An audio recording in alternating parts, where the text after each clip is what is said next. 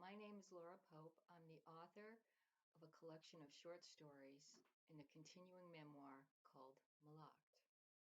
I'm going to read an excerpt from one of those stories. It's called The Seeker, Bronx, New York, 1973.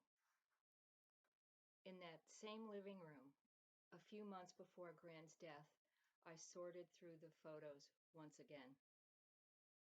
Out of habit, I collected an archive of stories about the subjects in each photo for years, where and when it was taken, how old Gran was in each one, where she was appearing.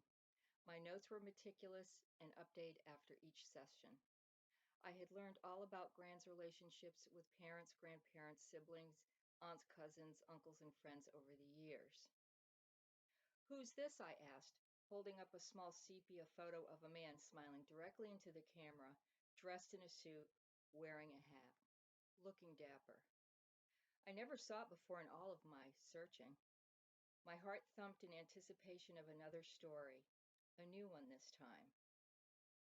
"Bill Campbell," she said. "Who's he?"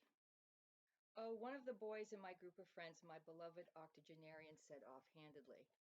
"Well, he doesn't look like a boy, more like a man in that suit," I said. "Did he ever ask you out?" "He did. That picture was taken by me. We were in our mid-20s. So, just before you came to the United States?"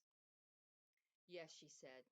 Then she pushed herself up on the arms of the recliner and walked slowly into the small kitchen of the one-bedroom apartment. "He looks fun," I yelled as she reached the kitchen. "Did you like him?" Minutes passed before Gran returned, wearing an apron over her faded house dress. She sat next to me on the sofa. "Much more than that," she said. "I loved him." The confession sent my thoughts pinging.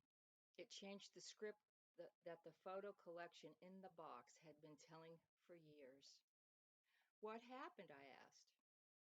"A girl in our group, Lillian, claimed Bill got her pregnant," she said softly, wiping her damp hands on her apron. "We all had our doubts, of course, and when her child was born, it was obvious that the father was the red-haired James in our pack, not Bill. But it was too late. Bill had taken a job in Hong Kong and never came back." This elusive artifact, the heartbreak of Gran's life, had been in the box all along, and I had missed it. My immediate conclusion? Life could be humming along perfectly and then blown to bits with an accusation. I made a mental note to look over the group of photos of Gran and her girlfriends, to take another look at that Lillian woman, so I would recognize treachery in someone's face. "Didn't you and your friends write to tell him that everyone knew he wasn't the father?" I asked. "That he could come back?" "We did. He had slept with her, though, which is why he left," she explained calmly. "He was caught. He was embarrassed. Another note to self: men test the waters always." "How long did you wait for him to come back?" I asked, sitting on the edge of the sofa cushion, expecting another vital bit of information. I wondered just how long does one wait for a lover to return. "2 years," she replied. "Then my girlfriend Marion talked me into coming here. My mother thought it was a good idea, too. The Great Depression had already started in Scotland. I came here and met your grandpa." "How long did you know Grandpa before you married him?" I asked. 6 months, she said. "Quick then," I replied. "I was 28 years old, lovey.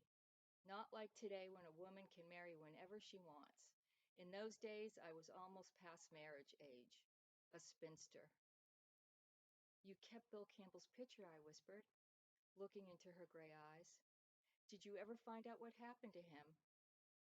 "I never did," she said. "I lost touch with most of my old friends when I came here." "Don't you ever wonder about him? You've been back to Scotland a couple of times. One of your friends or family member would have mentioned Bill Campbell, right?" "What's the point?" she said. "I couldn't turn the clock back," she added with finality. "Those 2 years of waiting for him must have been awful," I said. "I kept his letters for a long time." "Letters?" I whispered, my heart leaping in my chest. "I had 5 of them. The last one was from Hong Kong, telling me he was staying there." Did he invite you over to visit? I asked, hoping he did. Grand's look told me he did not. I could have made it over there too. I had savings. But as a single woman, I didn't have the money to keep my own place or stay in a boarding house for very long. It was too expensive, too risky. I didn't know anyone there and didn't have work lined up. I could have gotten stuck here. Like you got stuck here, I said, regretting it instantly. I loved Bill Campbell, Grant said, taking my hands into hers consolingly. It wasn't meant to be.